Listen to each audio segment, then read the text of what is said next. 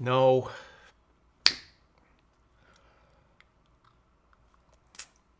No.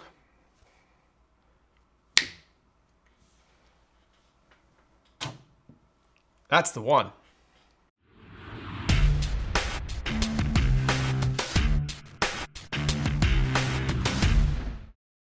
NZXT BLD is the simplest way to get a gaming PC without having to build it yourself. Just choose the games you want to play, set a budget, and the BLD configurator takes care of the rest. You can also choose a pre-configured system based on your needs, like their starter, streaming, or creator PCs, and with a low $99 build fee, their prices are super reasonable. All builds are backed by a 2-year parts and labor warranty, and yes, you can overclock your RAM. Check out the link below or head to letsbld.com for more information. Before we get rolling on today's build video, make sure you hit that subscribe button down below if you like this kind of PC content and you want to make sure that you don't miss out on any of it in the future. I am absolutely pumped for today's video because we have a combination of hardware that should produce some really good results, and we're building in a case that is brand new. This is the LIan Li O11 Dynamic Mini. This has taken a little bit longer to come to market than we initially thought that it would, because we saw it in January at CES, and to be honest, it looked almost finished at that point, but there were a few production delays and we finally have it.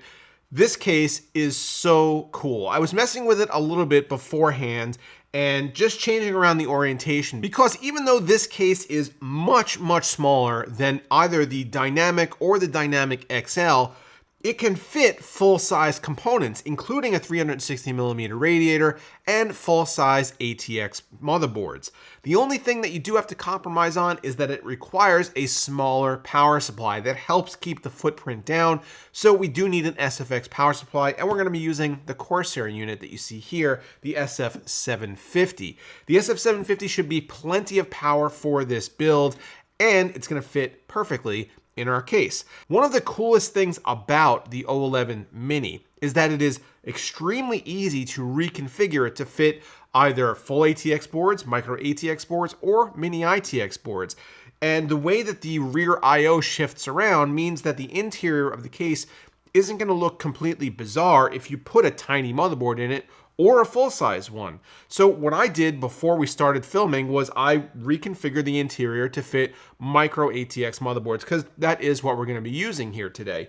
And it literally took me maybe 5 minutes. It's all thumb screws, and the case comes with an extra couple of pieces that you insert into the back to fill the spaces, and then all it is just moving a couple of standoffs, and that's it. It's very easy to do, not time consuming at all, and it gives this case a huge amount of flexibility. Not only does it provide you this flexibility with sizing of your main components, but it also gives you a lot of flexibility with cooling. For instance, even though we're working with a fairly small case here, we're going to be using a full 360mm all-in-one liquid cooler. This is NZXT's new Kraken X73 RGB. It's very similar to their X73, except now it comes with RGB fans, and we're going to be supplementing those RGB fans with some more NZXT Air 2 fans to make sure that we have the entire interior of the case filled out. Now, for our main components, we're going to be using a whole bunch of stuff that I have not yet used on the channel, like this AMD Ryzen 9 5900X. This came in before my 5950X, and if you saw the build that we did on the channel last week, which I'll link to right up here, you know that we did it with a 5950X. However, that wasn't the original plan. I was going to use the 5900X originally, so I haven't yet really had a chance to test this out at all. And I'm definitely looking forward to doing that. We're going to be running our 5900X in the Asus TUF Gaming B550M Plus Wi-Fi motherboard. Not the highest end B550 board out there, but still should run our 5900X with no problem. And it is one of the very few micro ATX boards that support this chip right now, because the previous generation stuff, a lot of it hasn't yet gotten BIOS updates and can't actually even run with the new Zen 3 processors. And while I guess it is right now kind of unobtainium, the RX 6800 XT from AMD is their highest end graphics offering to date, and it pairs really well with the 5900X. It rivals and even beats the RTX 3080 in a lot of titles, And for this compact system, we are packing a huge amount of power with this combination of hardware. One thing that I will need to do though is update the BIOS on this board. So let me do that and then we'll get to building and then we're gonna test out our monster gaming system.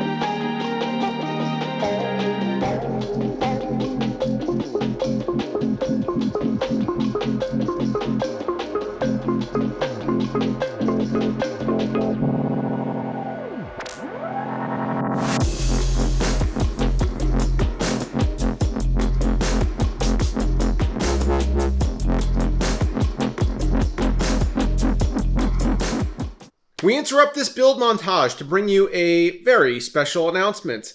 Unfortunately, there was a delivery that was supposed to have arrived here by yesterday at noon when I started filming this video. That was Saturday. It is currently 12:30 on Sunday, and that delivery is still not here. Unfortunately, in that package was a set of Air 2 fans that would be used to fill out the rest of this build, as well as a really cool set of red and white custom sleeved extensions that I thought would accent everything in here really well. So while I wait for that delivery, I did have to get the rest of this video done because I'm supposed to be publishing it today, Sunday. So as you can see in the background here, I have all the lighting configured, I have Windows installed, and I have actually a benchmark running right now. So what I'm going to do is I'm going to run the system as is just for performance testing. And then I'm going to probably shoot an outro. And then hopefully by that time, my Amazon package will be here. I could finish up the actual build and shoot some B-roll for you guys as the montage of how the system actually should look. So that's what we're going to get to. And, sometimes when you're doing YouTube videos, weird things like this pop up. So that's unfortunate, but hopefully everything will work out in the end. And thanks for your understanding.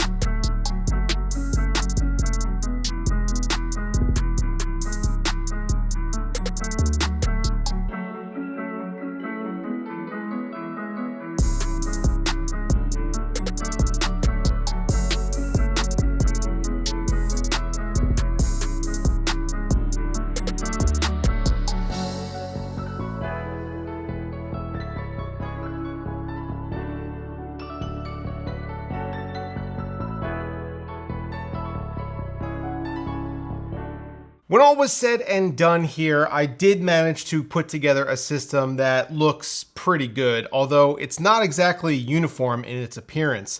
Unfortunately, because the Air 2 fans that were scheduled to arrive haven't, unfortunately, what I had to do was go with a different cooling setup. Now, I wanted to use these because these are pretty color matched to what we're doing here today. These are Inwin Sirius Pure fans, and they're pretty cool because they have lighting on both sides, the front and the back. So no matter how you orient them, in our case, I'm using one as exhaust and two as intake, you'll see the same lighting effects on both sides of the fans, not to mention that they're white, so they blend in with our case.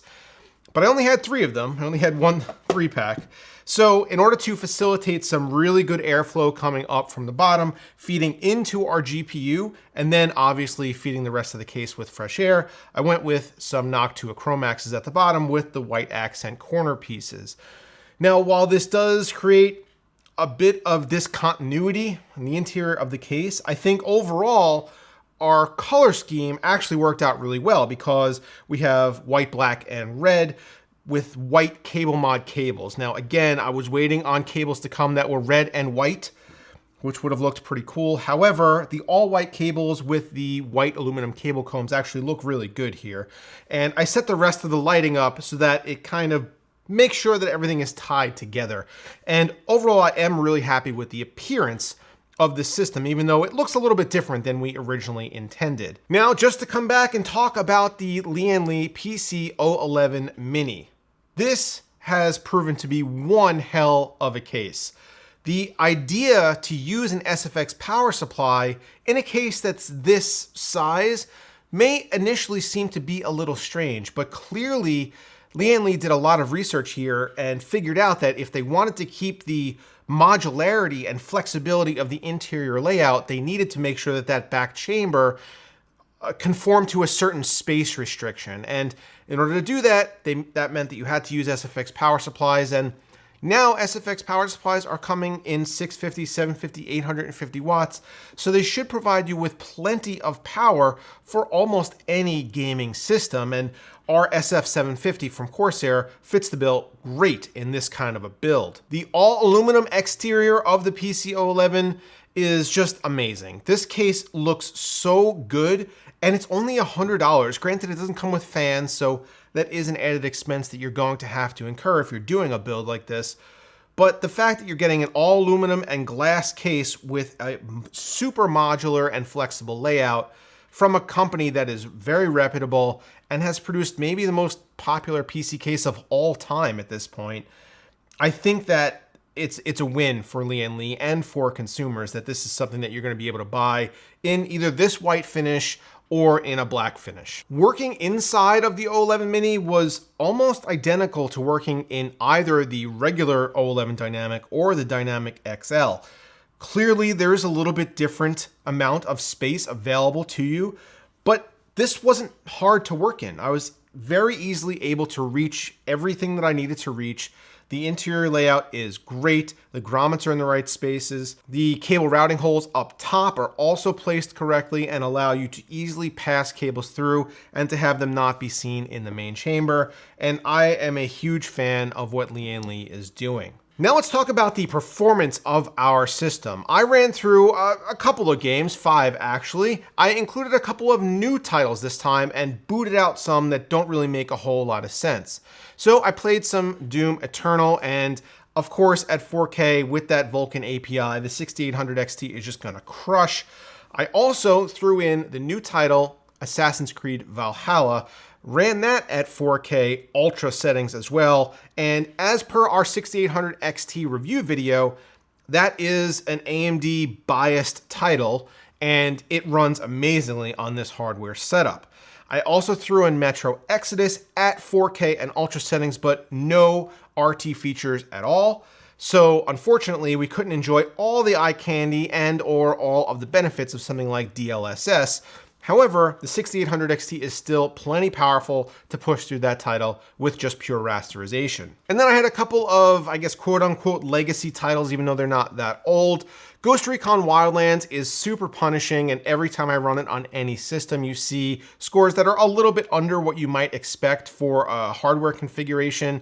That being said though, this still performed admirably, and I'm not at all upset with the performance in that title. And then we finished it up with Shadows of the Tomb Raider, and as you would expect, this performed really well in that title as well. Now, I will say that I did observe some strange boost behavior from our 5900X, and it wasn't at all due to temperature. The maximum temperature that I saw under 100% load, I was looping Cinebench for a bit, was 72 to 73 C on our processor. And that's perfectly within reason and within spec. It shouldn't hit any thermal throttling limits there. But it was downclocking itself just a little bit. The Cinebench R20 scores that I was seeing with this setup were not breaking 8,000, and they should. I was getting about 78, 7900, and I was looking at the boosting behavior and the clock speeds that the processor was running at, and it was actually a little bit lower than it should be. And that leads me to believe that it's probably due to the motherboard. This is a, not a high-end B550 board. So I think running a 5900X with something like an X570 board, or even a significantly higher end B550 board might lead you to better results when it comes to the CPU performance.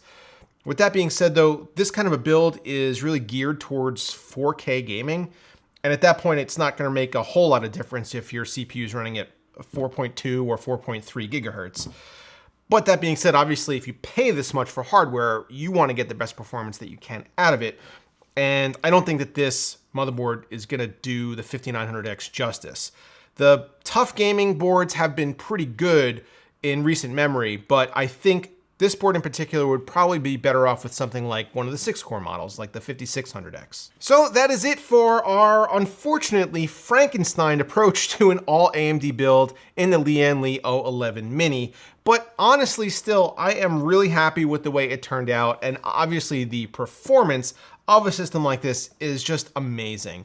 I am really excited about where AMD is going, both on the CPU and the GPU side. We still have a higher end Big Navi card to come out, the 6900 XT. And if that is anything like these cards, I think that AMD is gonna have a real shot at overtaking the high end from NVIDIA when it comes to graphics, if you can buy one.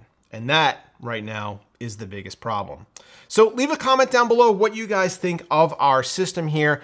Would you put together something like this? Do you like the way it performs? Do you like the O11 Mini?